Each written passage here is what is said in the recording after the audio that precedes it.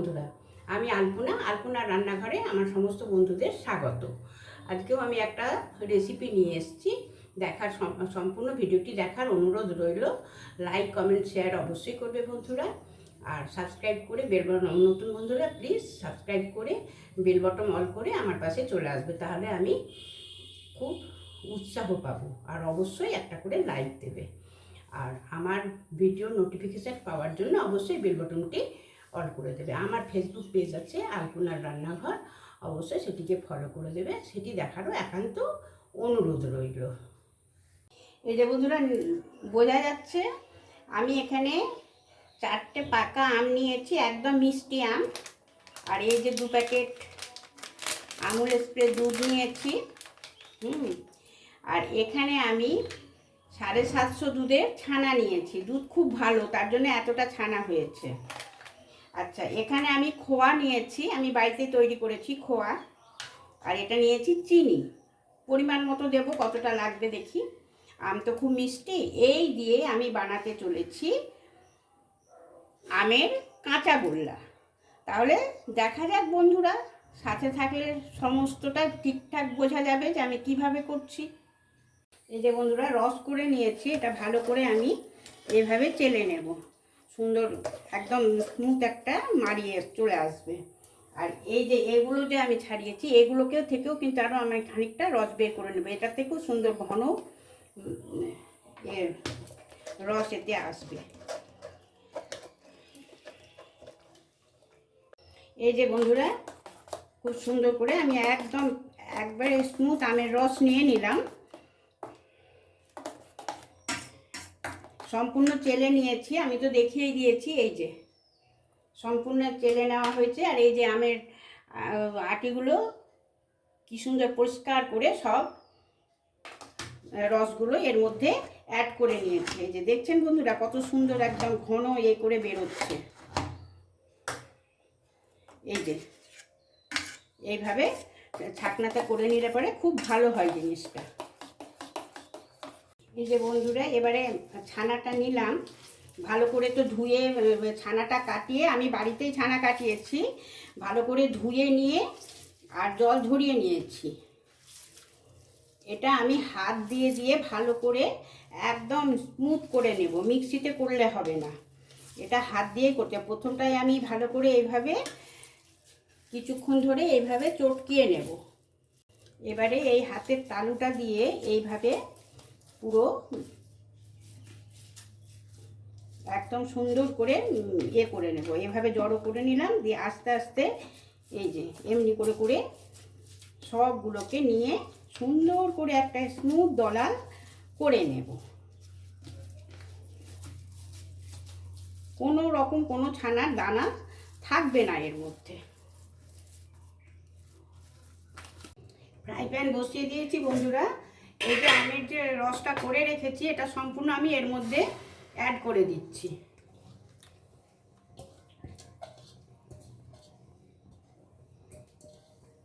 এটা আমি সম্পূর্ণ শুকনো করে নেব।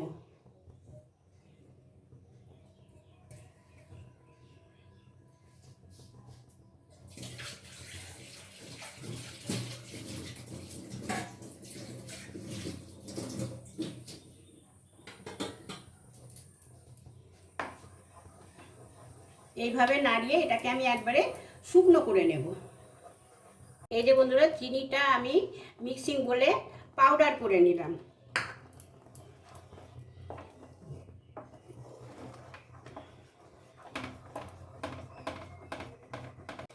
এখানে আমি সামান্য দুধ নিয়েছি, একদম সামান্য। এর মধ্যে আমি এই 1 চামচ কর্নফ্লাওয়ার নেব, দিয়ে ভালো করে এটা গুলে নেব। আর ছানাটা আমার সম্পূর্ণ একদম মিক্সড হয়ে গেছে, মিক্সড করে আমি রেখে দিয়েছি।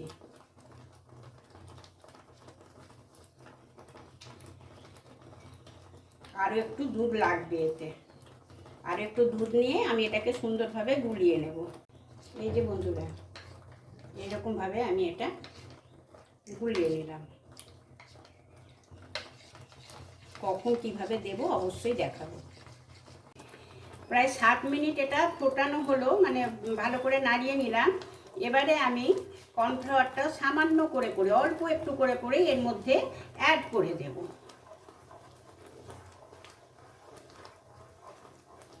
একসঙ্গে সবগুলো দেব না, অল্প করে করে দেব।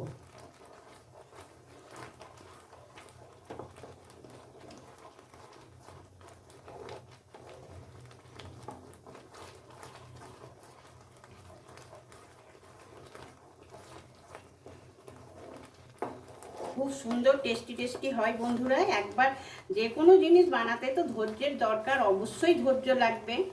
ধৈর্য ধরে একবার এইভাবে বানিয়ে দেখবে বন্ধুরা, খুব ভালো লাগে। এটা কিন্তু আমি সম্পূর্ণ নিজের আইডিয়াতেই করছি।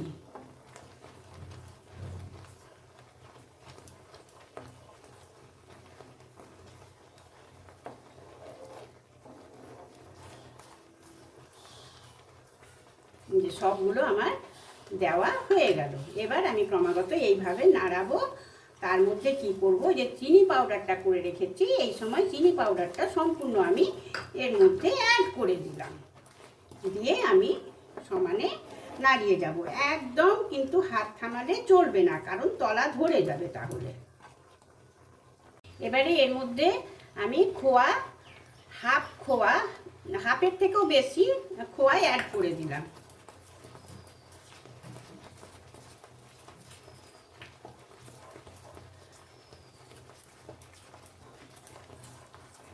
যে ছানাটা করে রেখেছি তার হাফ ছানা আমি এর মধ্যে এবারে অ্যাড করে দেব। হাফ নিয়েছি, হাফ রেখে দিয়েছি।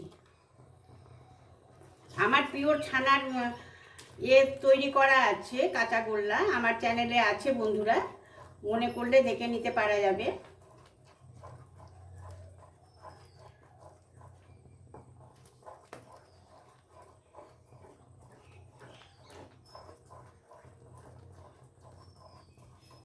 আমি যে 2 প্যাকেট গুঁড়ো দুধ নিয়েছিলাম, তার মধ্যে 1 প্যাকেট দুধ আমি খুব সামান্য সামান্য করে এর মধ্যে ছড়িয়ে দেব আর নাড়াবো। খুব সামান্য করে দেব।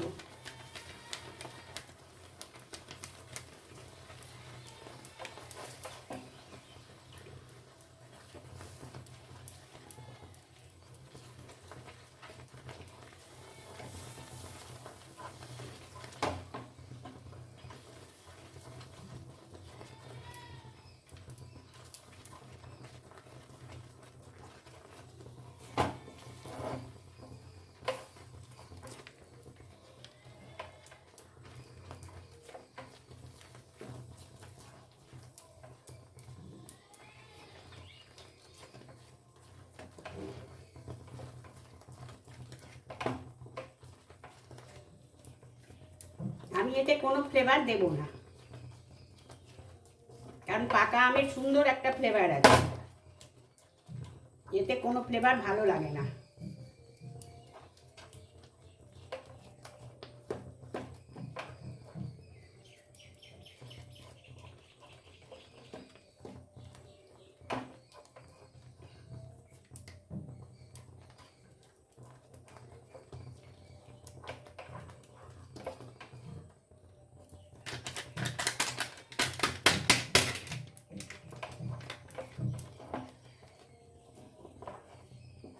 এবারে একদম সিম করে খুব ভালো করে খানিকক্ষণ নাড়াবো। এই যে বন্ধুরা, এই যে প্যান থেকে এই জড়ো হয়ে যাচ্ছে, এই সময়টাই আমি গ্যাসটা অফ করে দেব। এই যে বন্ধুরা, আমি গ্যাস অফ করে দিলাম। একটু ঠান্ডা করে নিয়ে আমি ট্রের মধ্যে ঢেলে নেব। এবারে এই ছানাটার সাথে আমি ভালো করে মিক্সড করে নেব। যেহেতু কাঁচা গোল্লা, ওই জন্য কাঁচা ছানা এর মধ্যে মিক্সড করতে হবে।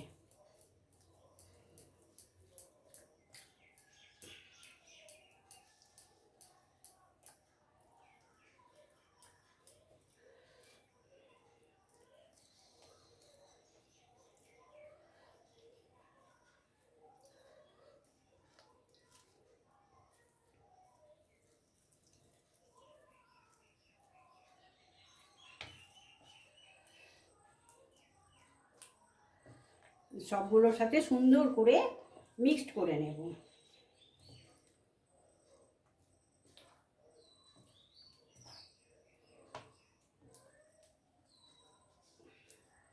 এবারে থাকবো ঠান্ডা হওয়ার অপেক্ষায়। ঠান্ডা হলে পরে আমি একে একে গড়িয়ে নেব।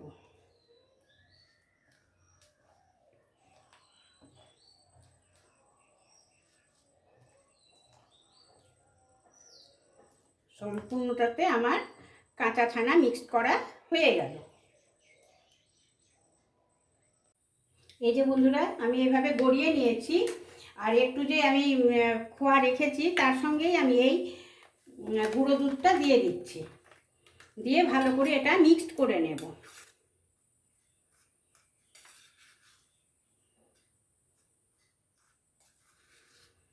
এটা মিক্সড করে নিয়ে আমি ওই এক একটাতে ভালো করে জড়িয়ে নেব।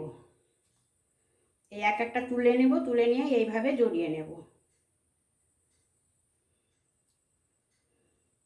এই যে বন্ধুরা, এইভাবে সবগুলোতে আমি এইভাবে করে নেব।